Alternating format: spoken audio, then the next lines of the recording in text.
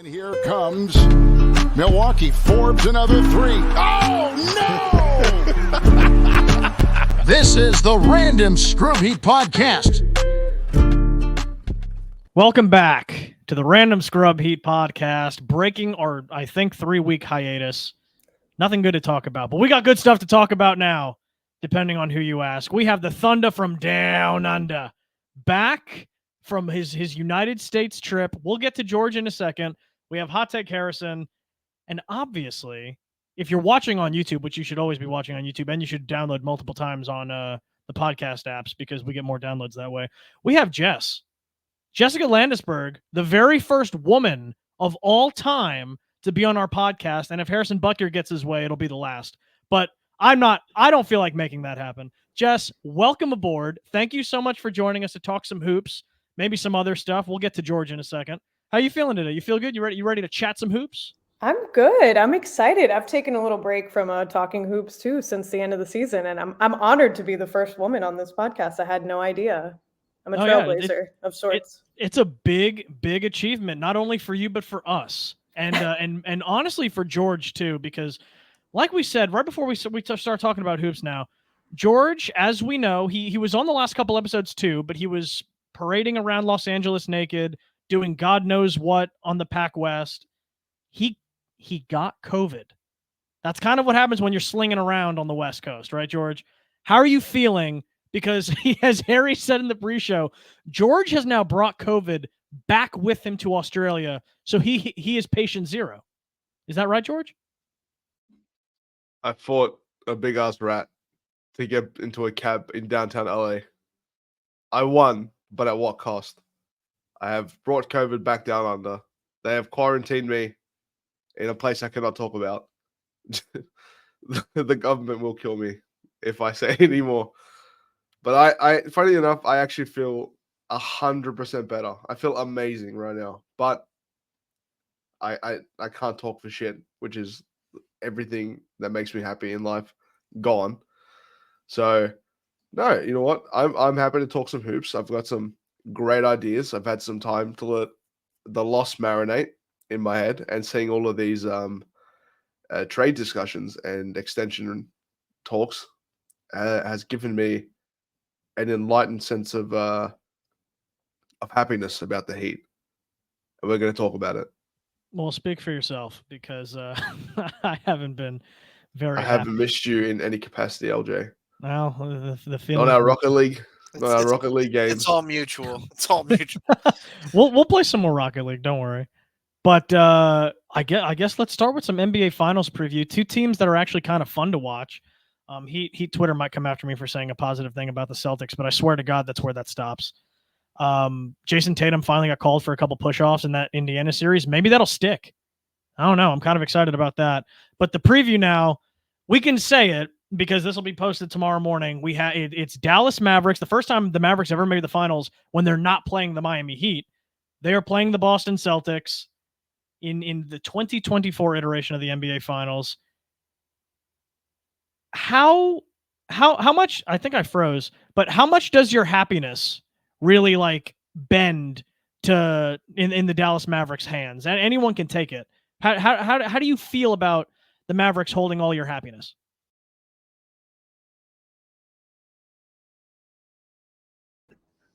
You talking to me? Is this what's happening? I said anyone can take it. Question. Okay, I'll take it. Open-ended. I'll take it.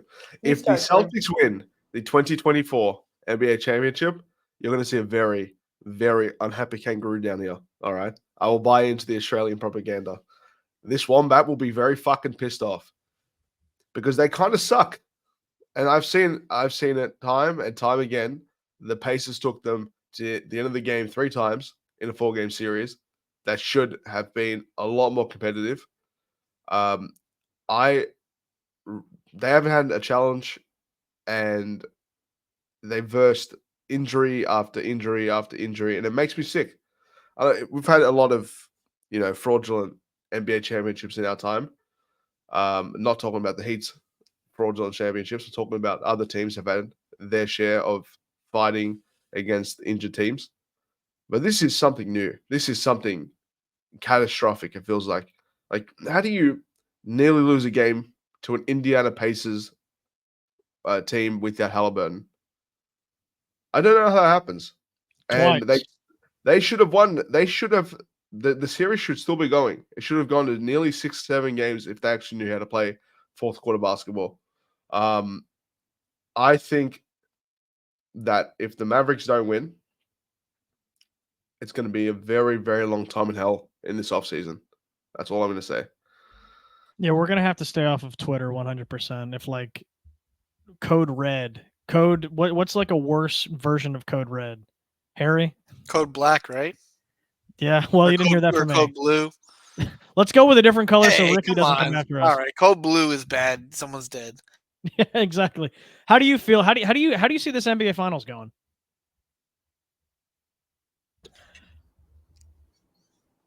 I asked you. You're talking to me. Can our audience tell? Can y'all tell we haven't done this shit in 3 weeks? I'm slinging questions on. It was funny. I know, but I wanted Jess to go. We had this whole thing. You threw it to me, and I'm like, well, I put it out there. Someone can take it.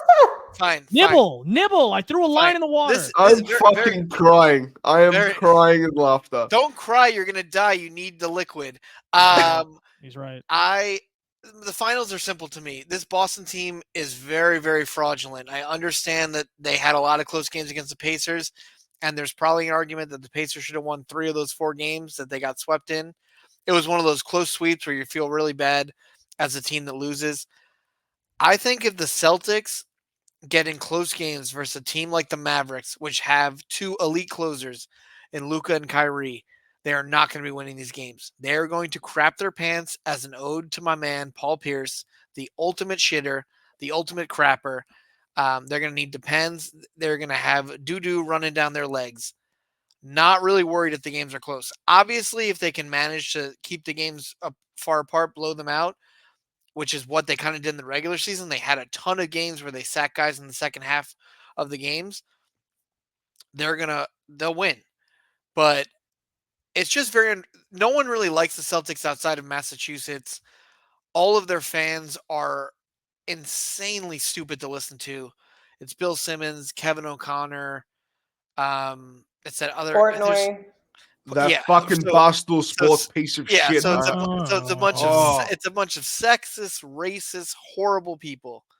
They all love the Celtics. It makes sense. You know, you had Bill Russell who said they used to do horrendous things to him even when he was on the team winning them multiple championships. They are racist fucks. They don't deserve shit. I need them to lose, and I actually think the Mavericks present a very good challenge for them. Luka and Kyrie have been amazing in this postseason. They've really figured it out. Last year was a lot like the Heat in their first season. Wade and LeBron taking turns. It was not working offensively. They kind of could not figure out how to work together. They've figured it out. And then we'll talk about it a little bit later, but the moves the Mavericks have made and the changes that they've added to their roster have been really perfect. So we'll see if it can hold up. But I think it's going to be a good finals, and I would be surprised if the Celtics ended up winning. At the same token, if they lose, we're going to trash them forever. They have statistically, they're one of the better teams in the regular season of all time. They had an absolute cakewalk through the East. Like George was saying, every single player, main player on the opponent's team got hurt. An absolute cakewalk. But I think that hinders you when you actually face challenges. Someone, stupid account brought it up earlier, talking about the Heat kind of cake. Anytime the Heat cakewalk to the finals, they lost. They had issues. And I think when those challenges present themselves, usually the team that's a bit weaker in terms of like mental fortitude usually shows their hand. And we're hoping that all happens with the Celtics. Go ahead, Jess. You can follow that up. Oh my gosh, I don't even know where to begin. That was so long.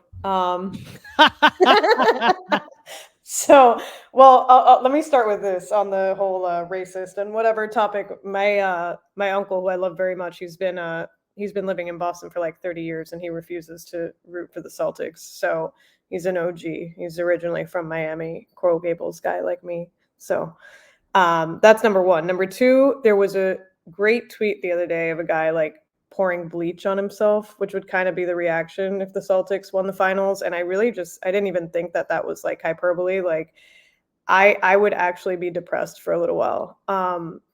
As a lifelong Heat fan, I feel like my hatred for that organization has just grown so much over the last few years.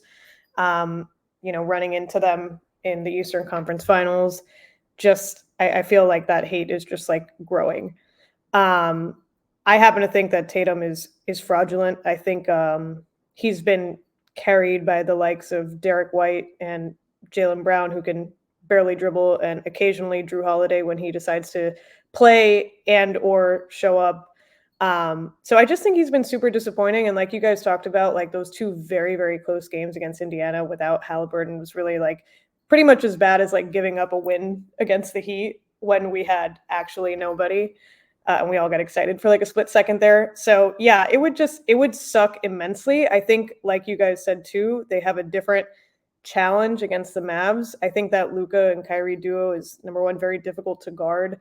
I think PJ Washington is kind of like the X factor in that series. When he shows up, that team just looks so different.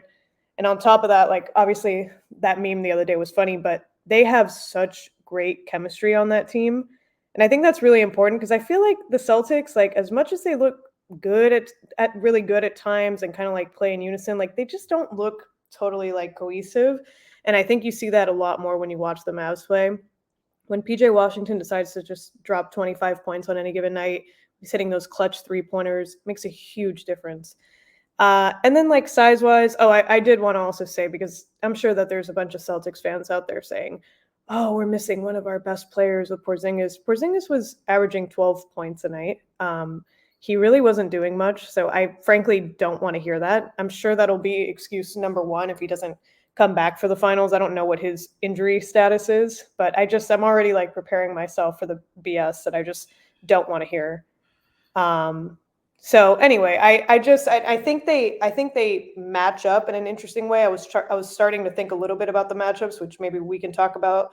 But just like size wise, I think the Mavs are they missing what's his name? Gafford? Lively. No, Lively's playing. And when I was thinking about height, I'm like, yeah, Lively's back, and they have who's this other guy that's pretty tall?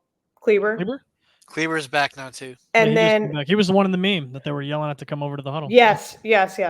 Oh, and Gafford is the other one. But I didn't remember if Gafford was maybe hurt. But I was just trying to think of like what excuses they were going to make with just they're still a pretty big team. I mean, the Celtics, like, and obviously Horford is a presence. But yeah, I don't know. So I'm curious. My outcome is a little bit determined on like, is Porzingis coming back? Because he's a factor. I'm not going to say that he's like one of their best players, because frankly, he was the 5th leading scorer on that team, maybe the 4th. Derek White is averaging more than him, just to point that out. So that's what happens in the year 2024. But I think it's going to be tight. I think it's going to be close. The Mavs, again, are young, play well together, play pretty good defense too, and can definitely score. So I think it's going to be an interesting matchup. But I would love to see the Celtics get exposed. I really would. Yeah, and I think just to add on a bit, Jess, Porzingis, it's interesting because the numbers this year, they've been very close with him when he's on the court and off the court. They've been a very similar team when he plays or doesn't play. So I think it's going to be interesting for them to say, obviously they would probably need his size and the way he stretches the court, but in terms of Al Horford's kind of done it for them this year. The other part, I just read it, I didn't think about it, but Jason Kidd with the Mavericks is going to be going for the title as the coach. He won as a player against the Heat, so that would be kind of an interesting storyline. With him trying to win it as a coach now after winning it as a player for the Mavs. So I think we're in line for a good series. We're all hoping for one outcome, and let's just hope we get lucky, because the Celtics have been insanely lucky thus far, and let's hope that kind of flips on them. I was going to say, I'm pretty sure I can guess right now all of our predictions and who we're going to take to win. But no, you're right. It's like, if you're Boston and you had trouble closing out Andrew Nembhard twice in Indiana, I feel like Luka and Kyrie pose a smidge more of a threat. All I know is that if I tune in, I'm going to have my hands in the air like that one dude in the car. I'm like, save me, Luka Doncic. Help me. Save me, Kyrie Irving. Like, it's going to be one of those, because agendas are going to fall. if Jason Tatum gets a ring. That's all that's going to happen. I'm going to be upset. I'll probably tune out basketball for a little bit. I'll get George to host the show for a couple weeks probably, because I just need a mental break at that point. I won't be able to deal with that. We can talk matchups though if that's what you guys want to do before matchups specifically pertaining to the players that were obtained by these two teams, whether it was this trade deadline or last offseason. I feel like the whole reason Boston's in the finals now is because the additions that they made of Drew Holiday and not necessarily Kristaps. I mean, Kristaps played a huge role on why they had the number 1 seed. He's been a non-factor in the playoffs because he got hurt against Bam. That's just kind of what happened. And it fueled our Bam's a dirty player agenda, because that's obviously a thing. Bam's like the dirtiest player in the league. I mean, he's earned that reputation. But then you look at Dallas on the other side, and you have Derek Lively that they tanked last year. People were pissed off at the Mavs for tanking the last couple games last year to miss the play-in and get that lotto pick that they used on Derek Lively. Not that the Heat should have done that, but to get a player of Derek Lively's caliber that can start next to Bam kind of thing, like that's what they got there.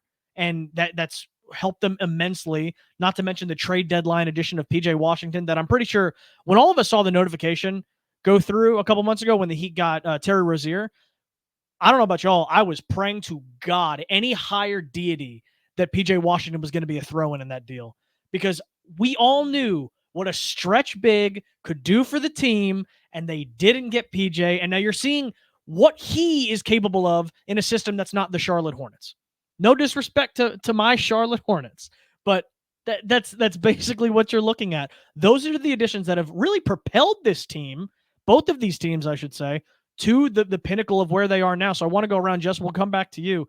Who do you think has been the biggest addition for either of these teams that was acquired in the offseason or trade deadline? Yeah, I don't want to fall into, I guess, like that recency bias too, because like you said, Porzingis was huge for them throughout the season. I felt like I think I was looking at stats maybe over, I don't know how many games he played, maybe 10. But yeah, you can't deny how much of an impact he had in the regular season. And like you said, I think it very much helped them hold on to that 1 seed and have their great record like they did. As I'm watching the playoffs, so I watch PJ Washington. I've just been so amazed by him, honestly. Pretty much every game that I have watched, he has come in so clutch for the Mavs, whether it's Luka's shots a little off, whether it's Kyrie's not finishing at the rim, whatever it is, he kind of has just continued to pick up the slack. He's long. He plays pretty good defense. He hits some great shots. Like, I've just really, really enjoyed watching him play. When we're comparing like who kind of propelled who further, if that's the question, like I might lean more towards PJ, and it's only because I think the Celtics kind of have a better supporting cast, at least on paper, you know, even when you're looking at guys like Derek White that have kind of come out of nowhere, even when you look at like Pritchard, who comes out of nowhere and you want to just like punch him in the face, you know. But I think the Mavs, like outside of Luka and Kyrie, don't have as much to work with. And so I think his impact has been greater on the Mavs. But again, the Porzingis pickup was huge.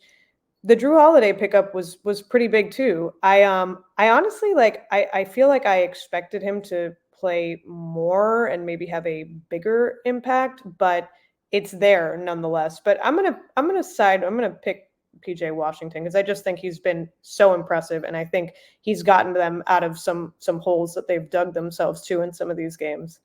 No, I would have to pick him too. He's had a whole bunch of big, like high 20s point games, especially against the Thunder, where I felt like the Thunder, after the Thunder won that game in Dallas, game 4, I think it was, that you felt like the series could swing. PJ continued to step up, and then they never won another game, did the Thunder. Harry, how about you? Let's go back to you. Out of all those additional players, who do you think has been the biggest get? So I know it's kind of, to give two answers is a little cheesy, but I think so for the Celtics, they've really been this kind of juggernaut of a team since they acquired Derek White. That was a big trade for them a few years back, you know, giving up Josh Richardson's corpse and a first-round pick to get Derek White, a young guy from the Spurs, on that contract. You essentially thought you were just getting kind of like a really good defensive guy, and he's turned into a very good, very elite role player with a pretty unique offensive game that they've needed. He's killed the Heat. You know, we obviously had that horrible game 6 where he hit the game-winning shot last year. And sorry, but thank God we won the series. But he's been great, and I think he's kind of changed the direction of that team because Tatum and Brown have been good, but they needed another guy to back them up. For the Mavericks, if they end up winning this thing, they have to give a ring to Sam Presti. He has done everything in his power to make the Mavericks the team that they are. And you guys, yes, Sam Presti is the GM of the Oklahoma City Thunder. He's a secret Mavs plant. Sam Presti gave them Derek Lively while also taking on Bertan's contract, so took that contract away from them. In addition to that, he gave them a first-round pick for a 2028 pick swap in order to acquire Daniel Gafford. The Mavs then absolutely wrecked the Thunder in that series. That was not a very close series, in my opinion, especially after the first game. And he deserves the ring. He's been awesome for them. Sam Presti for president for the Mavs.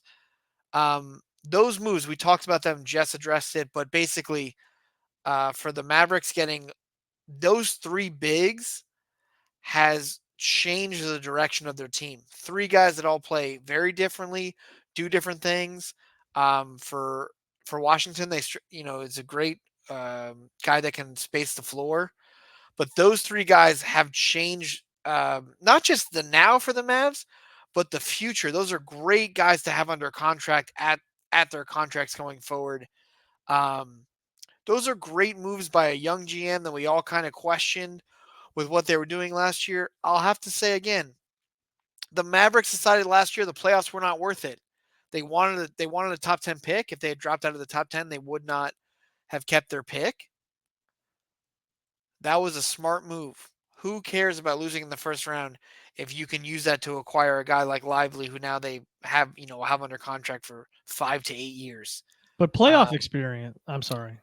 No. But just a young guy who had the collegiate experience at Duke, do that. And then they looked at other teams and they said, you know what, PJ Washington, he's not being used well on the Hornets. Sorry about that, LJ. You know what, Daniel Gafford, he's a really good player. He is wasting away in DC. Let's bring him over here. And they're great moves. And the teams that are aggressive are going to win. The teams that sit back and do nothing are going to question themselves and say, what if, for the rest of time. Harry, I agree as well. I was a little hesitant when you said you were going to have two answers, but I'm all there for you because Sam Presti is low-key the answer. If you really want to look at the root of the issue, it's Sam Presti being a sleeper agent, if I had to pick. But George, what about you now? I know the pool's drying up a little bit, but is there a player that hasn't been named yet that you might think has had the biggest impact for both of these teams? I have two answers. And I was very, very scared when Harry had said he had two answers because I'm like, no, they're both gone. They're both still on the board. In the Celtics camp, the biggest question mark coming to the season was the loss of Marcus Smart because they really didn't have anyone to facilitate after Jaylen Brown and Tatum in sorts, but Tatum has had the best history of handling the ball, 7 turnovers in Game 7 against us. Thank you. He's not very good at handling the ball. So I have to give the flowers where they're due. Drew Holiday has been a great pickup for them. And I genuinely mean that.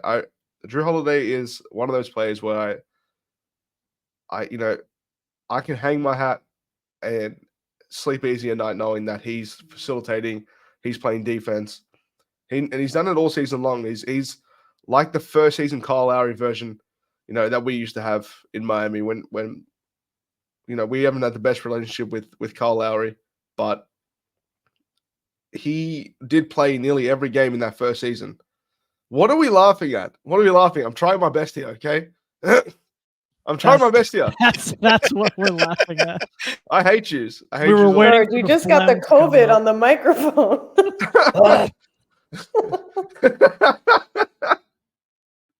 It was supposed to be like a dramatic thing, like 7 turnovers against us in Game 7. Thank you very much, type of thing. I'm trying here. Okay, stop. I've gone off track. Okay, I'm gonna get back on track. Drew Holiday has been my favorite addition for that Celtics team because a lot of people did question what they were going to do after Marcus Smart. They replaced him with Drew Holiday. He's done a shit ton for them. It's been great.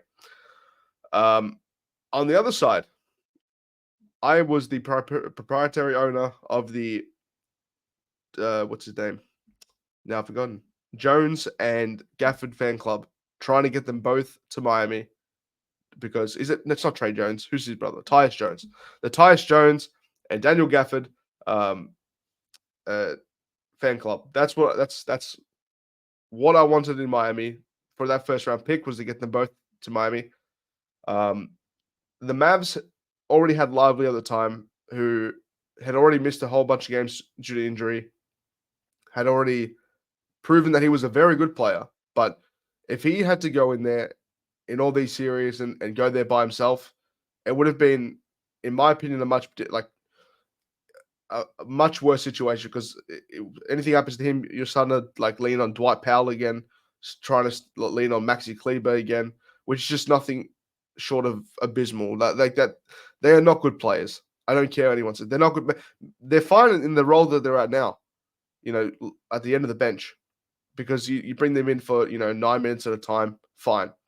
But what Gafford's allowed Lively to do is to take that sort of backseat role and really, give him a break at times, because Gafford is nothing short of phenomenal when it comes to guarding the paint. And I've always said that, and I thought that he was going to be a really good player for them. Didn't understand how good of a player he was going to be for them, because he almost broke Wilt Chamberlain's record, didn't he? Of the consecutive field goals made, which is it's such an iffy stat on paper, but like when you actually think about it, it's pretty fucking insane that Daniel Gafford was going to be the one to do that. It's crazy what a talented big man can do when he has someone to lob him the ball, right? Yeah. Wouldn't that be cool to see that? I feel like we have half that equation. Can you imagine if the Heat had done what I said and acquired Tyus Jones and Daniel Gafford, and then Bam started hitting threes like he did near the end of the season? George, I have to stop you there, man, because the people that make those decisions have forgotten more about basketball than you'll ever know. I don't know whether to feel insulted by that or just laugh. I don't know. No. You hurt my feelings, all right? That's the mic's going off. All right, that's fine. The next topic that I want to actually go to, I'm going to specifically save Harry for last, because I know he feels some type of way about this answer that he's going to give. Because when you talk to someone enough, you know them, right? You know the way that they're going to go. The question is now, how do the Heat get back to making those kind of moves? I know what Harry's answer is. Jess, I want to go to you and then go to George, and then we'll finish with Harry here. How do you see the Heat? Or how important do you deem that for the Heat to make some of those type of moves? Whether it be like doing anything in the offseason or making a trade. I know prior to the Rozier trade, we didn't really know what the word trade meant because we hadn't seen it in so long. Yeah. So first, let me conclude this last segment by saying I would be remiss if I didn't mention Sam Hauser, by the way. After I sat here and thinking about it for a little while, given the name of this podcast too, I don't know if he's come up before, but he's really something when he plays the Heat.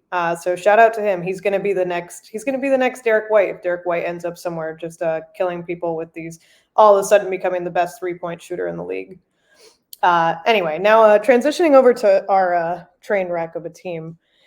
Yeah, doing absolutely anything would be lovely. I think I'm going to sound a little like a broken record too, because I continue to say our problem, I think, is twofold, and that's being nice with the guard / scoring problem, I'll call it, and then the big problem.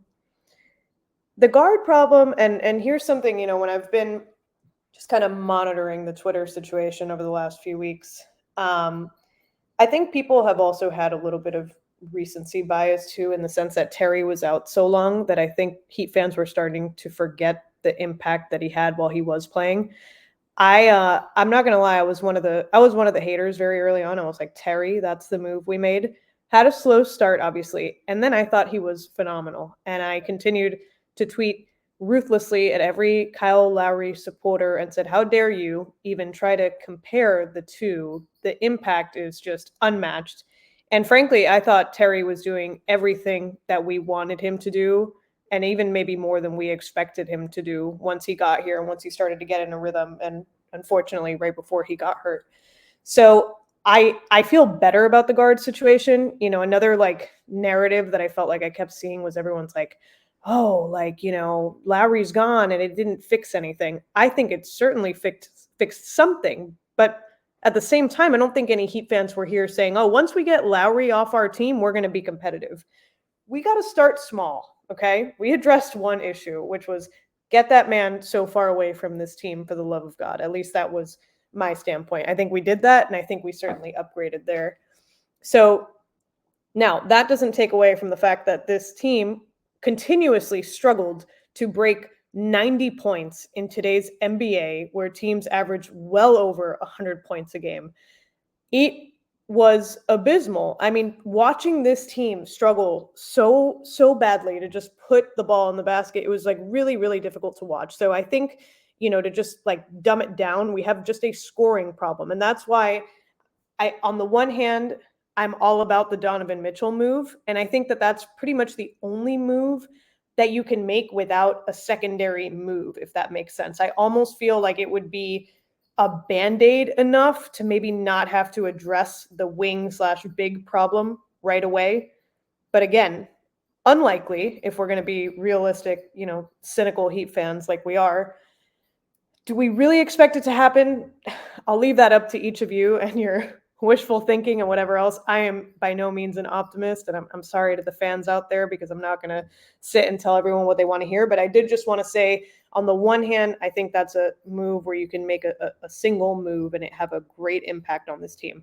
I think if you try to address the big problem, which we need to do, and, you know, honestly, I'm not even interested in the back and forth about whether we think Bam is, you know, plays more in a more natural position at the 4 or the 5. Frankly, I don't really care what he plays. We need another big man on this team. We just do. I can't continue to watch us get out rebounded. I can't continue to watch Bam pick up the slack for everybody on this team on defense and literally guard the 1 through 5 and expect him to score 25 points per game on the offensive end too. It's not fair. I think we've run him ragged, and I think we've done it for years.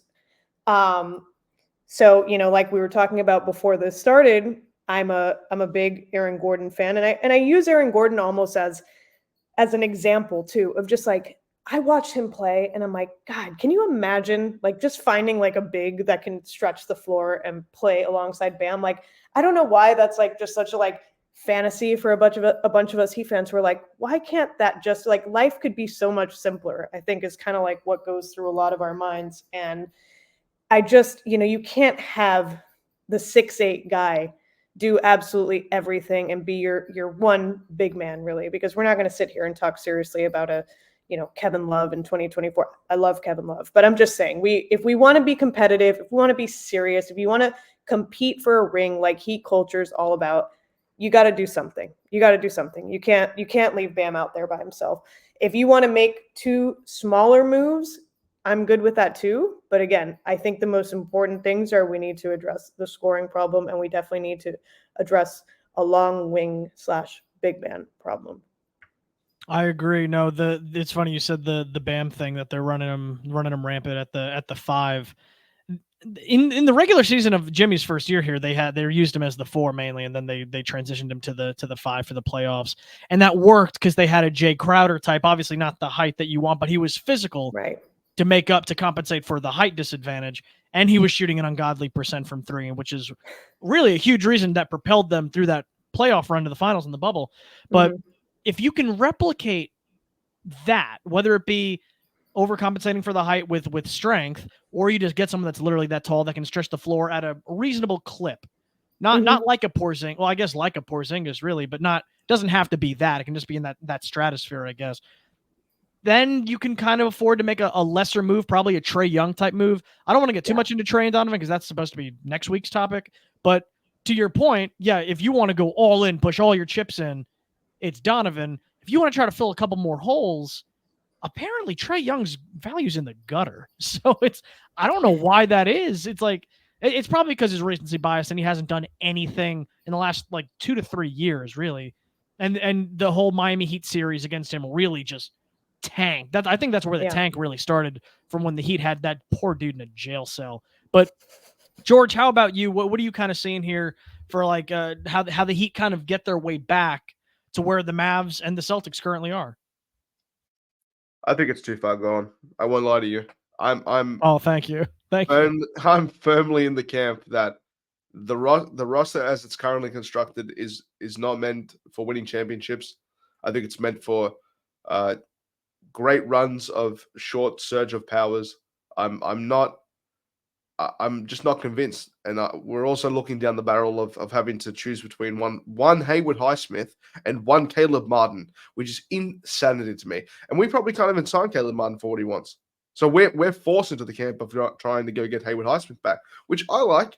I like Hayward Highsmith, but I think I know Jess does too. I want to address something as well. The day that we talk about Trae Young as a value pick is insane. It's a long day in hell. That makes no sense to me. I don't know how if Atlanta gets a value bid for Trae Young just because some teams will rather have DeJounte Murray, they are going to throw that offer so far across the table, it'll make your head spin. I don't think that two small moves are going to make a difference. I agree that we have a problem with size on our team. We've had it for years, and we've also been one of the most inconsistent backup center position teams I think I've ever seen. Like, it's fucking abysmal. When I think, I'll just go through some of the names that come off the top of my head. Silva, I forget his name. Chris Silva was a backup center for us. You didn't forget his name. Orlando on. Robinson. He's crap too. I don't care what anyone says. He's shit. So was Omer Yurtseven. All right. Fucking terrible. Outside of Summer League, where he turned into literal Shaq. He did nothing. Cody Zeller, Dwayne Dedman. These are the names of our backup centers. Myers Leonard. Mazal, You can clear your throat on that one. Mazal, he's gone. Yes. Mazel tov. Fucking idiot. I fucking hate that guy. I never liked him on the team. And after that one game 6 performance, I think it was in Portland, and everyone was just clamoring about him, where he is literally Victor Clavin 2.0. Okay. Victor Clavin was another center, a big man for the Portland Trailblazers ages ago. He's crap. So we've had no luck in Trevor any capacity Ariza. there. Trevor Ariza. He was, oh my God. This is what Bam has had to work with. That's PJ Tucker, which, you know what the funny thing is?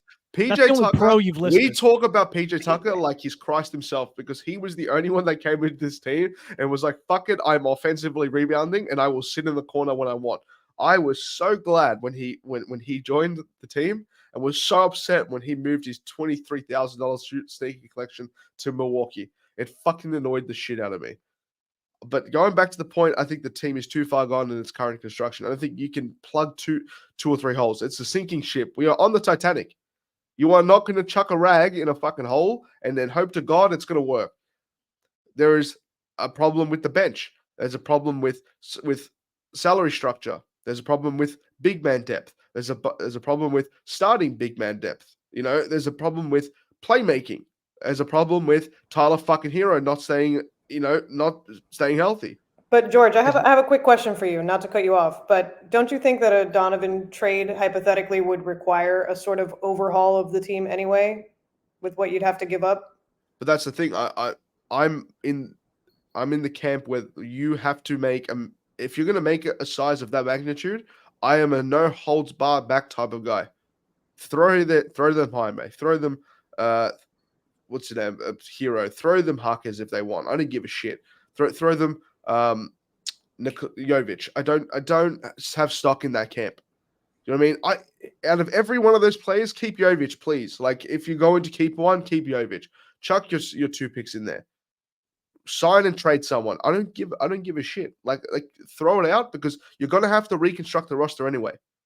Now, would I rather do that with Jimmy Butler, Tyler Hero, and Hayward Highsmith, or would I rather do it without them all and start it from fresh? I'd rather start it from fresh, and Bam Adebayo is the face of the franchise with a player like Donovan Mitchell. I would rather surround those guys with useful role players. Go out and go sign KCP. Like, go out, and which is just not going to happen. He's going to want a fuck ton of money. Malik Monk is still out there. He's a free agent. He's a player that is begging for his own start because I think he can be a really, really, really good player in this league. I'm talking like take that Derek White type of leap. I'm not talking about in terms of what he does best, but in terms of just from what he was in San Antonio to what he is now in Boston, that type of leap. Stay away from Tobias Harris, but like you can go get players who can fill out that roster. Buddy Hield's going to be out there. Tyus Jones is going to be out there. Bruce Brown, Malik Beasley, Obi Toppin. He's restricted anyway, but like those types of players, I have no problem going to sign. But we are sitting here wondering, are we going to get Caleb Martin or Haywood Highsmith? This is not the way because it's too old, the roster as it is, and I'm not holding on to hope. Really, I'm not. Because even if you go get a big man, okay, you go get I don't care, a Moritz Wagner from Orlando. You go get him. He's a good player. He can stretch the floor. But what is that really fixing at the end of the day? Absolutely nothing. Because you've still got a playmaking issue.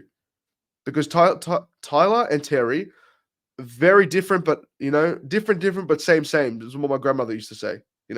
She's just everything different, but same. Like.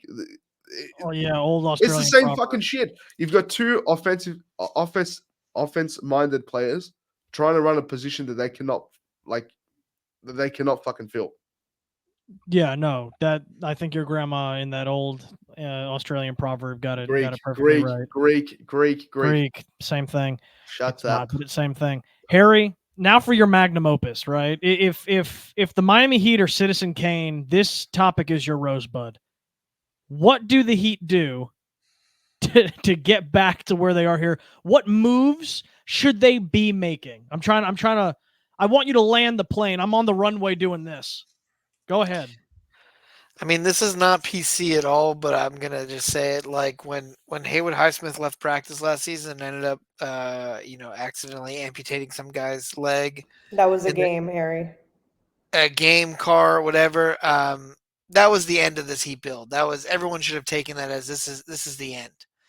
And it was a good analogy for this Heat run. They have done everything wrong, and we are going to have to start taking it apart piece by piece, leg by leg. We are at the point where it's very important that the Heat figure out how to move forward. They're way deep in the tax as a team that should not be paying this much tax for an 8th seed in basketball, and now it's back-to-back years. So they have two options like you guys have been discussing. If Jimmy wants the max, they don't want to pay it, and there's teams out there that would like Jimmy, they can use his salary to really figure this stuff out. I tweeted earlier, they could use this as like a Chapter 11 bankruptcy offseason where they reorganize the team and figure out a way to use salaries to do that. So they can do that with Jimmy, or they can do that with the combination of Hero, Terry, and Duncan. Those are big salaries that they can use to really figure out this team, get under the tax. Maybe like George is saying, they make enough money to give a Malik Monk or another guy like that the full mid-level exception or something. This is an opportunity to do this. There are going to be no chances to really fix and make trades after this season with how restrictive the tax structure is. So this is it. Make your big play. I agree with George and Jess. Cash and everything for Mitchell. And, if he's not going to sign the extension, the Cavs are going to have to make that move, whether they want to or not. They're not going to go into the season not sure if Mitchell's staying or not. So throw everything you have, Jaime, Jovic, all the picks, whomever, to get him. He's friends with Bam. He's a great young player. He fits the timeline. You can do a lot with Mitchell and Bam or whoever else you want. I heard a theory today that Jimmy might be using the max as a way to have the Heat make moves. Someone kind of alluded to it as kind of what Giannis did last year. Giannis wasn't going to sign that extension until they made the move, and eventually they signed for Dame, and he signed that extension a few days later. Maybe that's what Jimmy's doing. Listen, the Heat don't really want to put an old Jimmy Butler on the books for $55 million around what that extension would be in 2026, 27, when he's going to be 37 years old. That's not a smart move for the franchise. But if Jimmy's like, hey, I have an option next year, I can use that to my advantage, because if I tell them that other teams are willing to max me, they have to make a decision this year. They have to do something. If they can bring in other players and then Jimmy goes, okay, wait, I don't need the max exactly, I can take it a little less. He ends up looking better. The organization makes some moves, and a front office that has really been stagnant, has really been stuck in this, like, they got Jimmy and they've had no idea what to do to kind of put the pieces around Jimmy and Bam to make this into an actual contender. They'll have that chance. I don't want to hear from Heat fans anymore that the Heat were competing. They got their asses kicked in the finals last year. That was not close. They won one game on the road by 3 points. That was not a close series. In 2020 in the bubble, guys, they got lucky. They had 5 months off from a worldwide pandemic, which I hope doesn't happen again. Sorry, if George George. has anything to say about it, it will. Yeah, George, stay in your house, please. If they weren't good enough, and yes, injuries happen and maybe they could have won, but it still wouldn't have answered the question of what do they do moving forward to keep this team competing. They did nothing. They re-signed Myers Leonard, who we all hate for a multitude of reasons. They've done their biggest signing, their biggest move, or at least their most effective move, was PJ Tucker. He was here for 1 year. Great. He had 3 injuries right before the season ended. He was toast by the end. Kyle Lowry was Jimmy's friend. He was trash. We all got made fun of for the basement video that we put out. And great job with the Whopper video. I cannot get that song in my head when the Burger King commercial comes on. But he was garbage. That's the most memorable thing Kyle did. He makes me think of Burger King. That's it. He's a fat ass, and he's gone. And I wish him nothing but pain and suffering.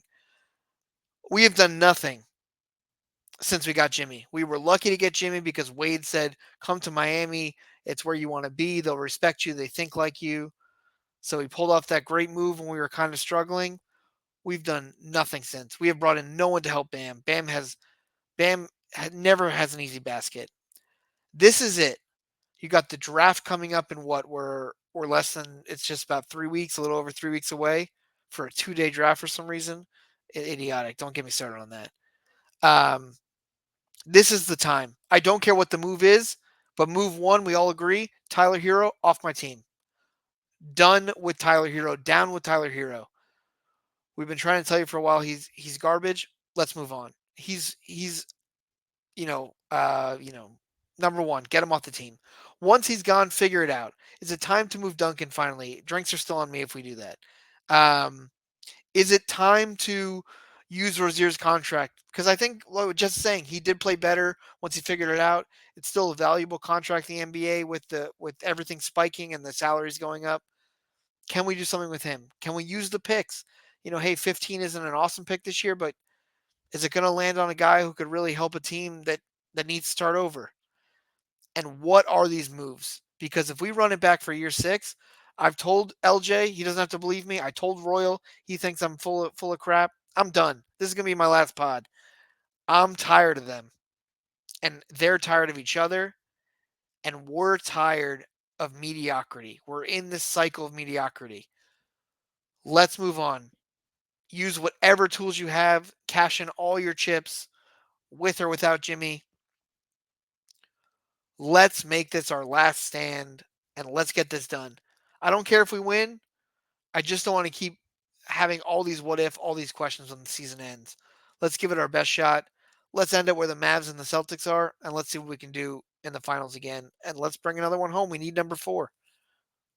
I like that you brought up the whole different part, like the different aspect of it. Like Jimmy might be playing his hand that way, similar to like what Giannis did too, because they fucked Jimmy over multiple times. And it's kind of Jimmy's own fault too, because the time that they had the flexibility, he made them go for Kyle Lowry. So it's like Jimmy's not, I don't want to say just as responsible, but Jimmy absolutely played a part in their inability to get valuable pieces around him. He's not solely responsible, but he played a part in it, I think it's fair to say.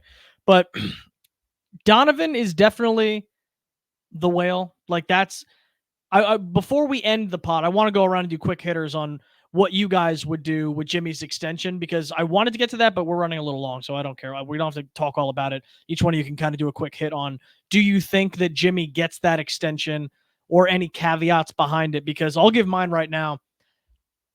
If they don't get Donovan, I don't offer Jimmy that extension. Or Donovan or Trey or any significant piece. I'm not, if they sit pat again, I'm not giving him the extension, because I would trade him then to recoup assets if this front office is that dead set on not getting him any more help, not getting Bam any more help for this upcoming season. I'm not getting it. If they do make a move akin to what Milwaukee did with getting Dame, then I would give the extension at that point, because then you need to lock in. If Donovan's here, you need Jimmy in the playoffs. I don't know what the hell he'd give you in the regular season. He probably would give a little more than this last season, because that was like a crater.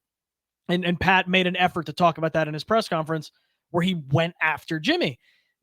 That's what I feel like you would get. I think you get a little bit more motivated Jimmy Butler just for this next upcoming season at least. But if they make a significant move, I'm all for giving him that extension. I don't care about what he's done in the past, because it's not a what have you done for me in the past, it's what have you done for me lately league. It's always been that way. It shouldn't have been that way for Dwayne, but I feel like the Heat have kind of learned from that mistake too. But I hope that is like the perfect setup for me, in my opinion, to be able to get Jimmy back on that contract extension. You got to make a move. George, how about you? Would you give Jimmy that contract extension? Fuck no. Fuck no. Care to I'm elaborate, serious. or do you just No, I will elaborate, okay? Okay. And I'm going to do it in a very poetic way, okay? Like the chimney sweep fucking music or whatever the hell we were talking about the other day, if I were a rich man. I'm looking at Hoops Hype right now, okay? And it's not the most credible source, but Dennis Smith Jr. is the 70th ranked free agent in this market. This free agency period is deep. It is not like the last 2-3 years where it's been so super top heavy and it's been, kind of 50-50 and there's only a couple good players. This is a very crucial pivoting point in the next 5 years of the Heat, because we're already behind the 8 ball. We're so behind the 8 ball that it's making me spin at this point, trying to think about how ways that like we can get out of it, or we can become competitive again for an NBA championship. But this is also the point where if you are stagnant and you refuse to make moves, and if you stand on your business like you have been the last few seasons, and you're going to fly so far behind that 8 ball, you're not going to have another opportunity to come back in years. It's going to be years' time. Jimmy has been a really fun piece for the Heat. I have enjoyed watching him. I've enjoyed his runs. I'm not going to sit here and say to you that I'm sold on giving him another extension for that long. I'm not going to max him out. It's just not going to happen. What the fuck are you laughing at? Jesus Christ, I can't even talk. You said I've enjoyed his runs. He's playoff run. What the fuck? It's a diarrhea joke. Keep going. You're a fucking idiot. I stayed muted. You're the one that insolent invited child, bro. Shut the fuck up, me. please. My shorts run faster than you. Dodgeball joke. Go ahead. All right, fucking hell. Anyway, there are so many different avenues that he can travel down now, okay?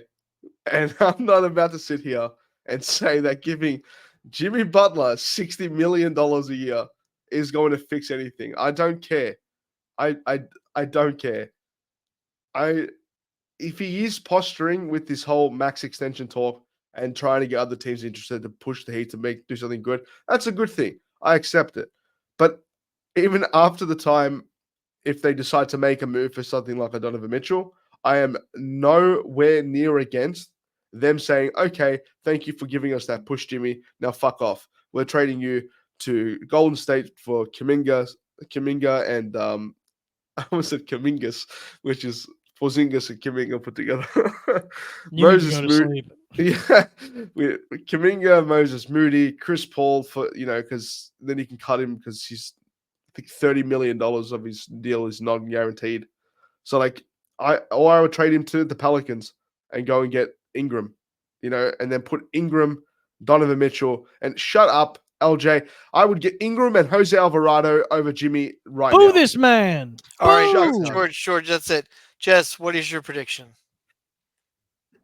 I'm actually 100% on board with LJ, not George. I feel like I've caught myself just always kind of like in the middle on a lot of these contentious Heat topics. Like Tyler Hero, I was always like, I like him. I want him to be good. He hasn't been that good. You know, I've never really on any of the extremes in my basketball views or politically or anything. So I've never really been on the like, let's trade Jimmy, like F this, it's over. You know, I thought I was dramatic until I was on this podcast. I was like, wow, everyone's a lot more cynical and depressed than I am. But on the Jimmy thing, I mean, I totally agree with you, LJ. I think you wait to see what moves are made. And frankly, I don't even know if it's like the Heat so much as like, oh, we didn't make the move, so we're not going to offer Jimmy the extension. If we don't make a real move right now, if I were Jimmy, I wouldn't want to stay, frankly. I mean, I know earlier, you know, I talked about how like we've kind of left Bam in the dust to do all this, but like Jimmy, as much as he doesn't want to show up in the regular season, has had to carry a lot of the load too. So, you know, I don't think that we've really been fair to either of them. I definitely feel more for Bam because I think he has been consistent. I think he tries throughout the regular season. I think he very rarely has games where we're like, oh, he didn't show up, he wasn't here, this and that, when that's been just like a common like a common sentiment now about Jimmy where we just feel like he's totally checked out in a lot of games.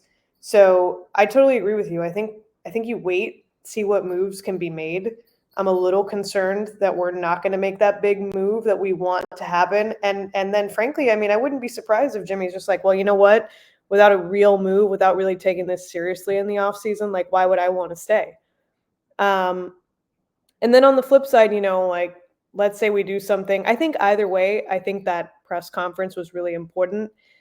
I know some people felt different ways about it, but I think Pat Riley saying everything that he said was the best thing that could have happened. Whether he was kind of like fronting, whether everyone's just like posturing or not, or using it as leverage or this, that. I think it was great that he said, hey, you're not on the court, shut up. I think it was great that he said, hey, yeah, we need people that play the entire regular season. We pay you too much damn money for you to not show up for 82 games. So I think all of that was good. And I hope that Jimmy has maybe had a little bit of a maybe wake up call or a change of heart in a sense where he's like, wow, maybe I shouldn't like coast the entire regular season to then come be the savior in the playoffs, like blah, blah, because I think we figured out this year that if you coast the entire regular season, you're barely going to be in the playoffs. So that doesn't work. So, you know, again, I'm hoping we make that big move. And I think definitely, especially in like a hypothetical, hopeful, like Donovan situation, I think you definitely keep Jimmy, but as we've discussed a lot, that window's closing, and frankly, this could be the last year of it if it's still open. So you either capitalize on it, or yeah, you say your goodbyes, and it is what it is.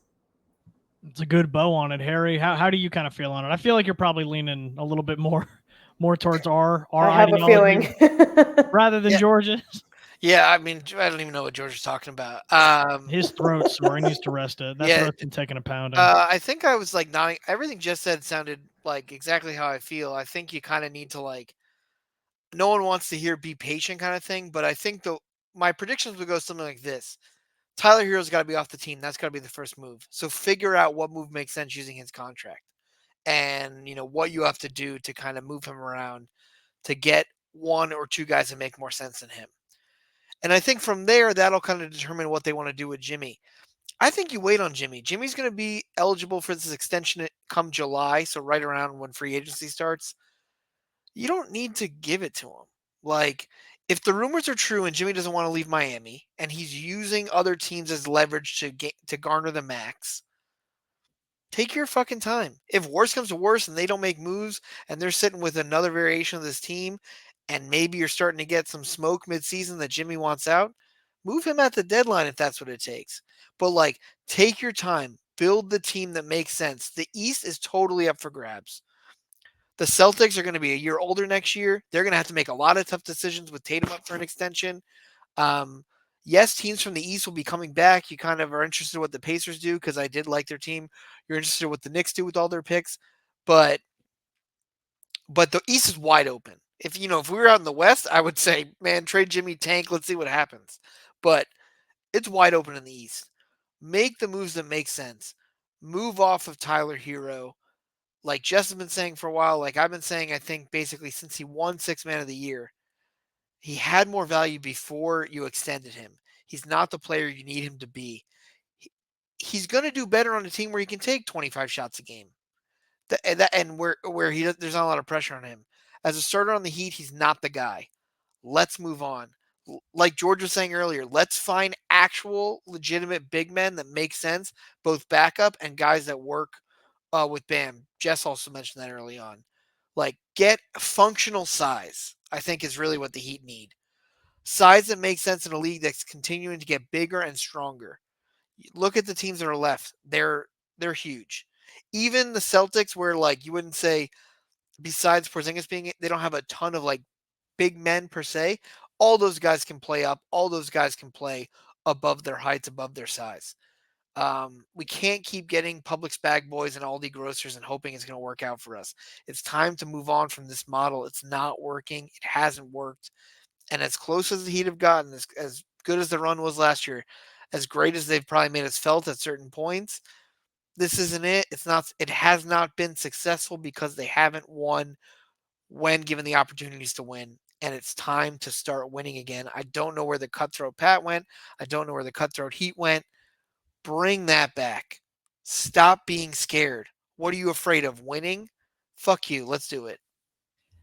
I think it's a pretty good place to end it right there. I think Harry's right there. The only way that it works with the Publix bag boys at the bottom is when you are your top end talent is so high that you can make up for it. The reason the big three worked is because you had LeBron James, Dwayne Wade, and Chris Bosh. If you get a Donovan, a Jimmy, and a Bam, you can fill in the rest because you have an elite scoring guard and you have an elite defensive player, and they can balance each other out. And then you don't need to ask. Caleb Martin has a great role if he's asked to be like the 5th or the 6th scoring option. When you say, hey, man, can you carry us tonight? You're probably going to be disappointed. That's just the kind of the way that it works. But thank you guys for tuning in with us. George, please feel better. I can't take any more of the sick George. Harry, as always. Jess, thank you so much for joining. It was a wonderful time. We'll be sure to have you on again. I had so much fun. I had so much fun. Thank you guys. So you were stressing for nothing. Just a great 62-minute episode. Just like we figured it would be, as it always is. It always goes longer. But thank you guys for tuning it in. We love you tuning in. It's fucking midnight, bro. I don't know. Take care. Be good people, everybody. Play the video, me.